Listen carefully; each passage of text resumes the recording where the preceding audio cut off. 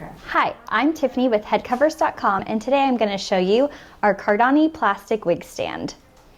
Unlike a styrofoam wig head, this wig stand isn't going to stretch your wig out, and it's going to allow your wig to maintain its stability and its shape. So to put it together, you're going to go ahead and take your two pieces. As you can see, it does have two little cutouts. So those are what you're going to go ahead and start off with lining up first. So you're going to slide them together like so.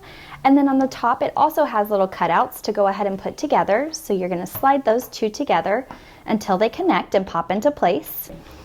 This wig stand also has an extra ring on top to go ahead and allow your wig to have extra stability.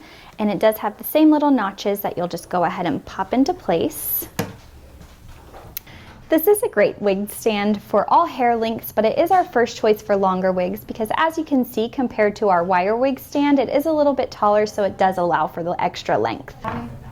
And this is our Cardani plastic wig stand.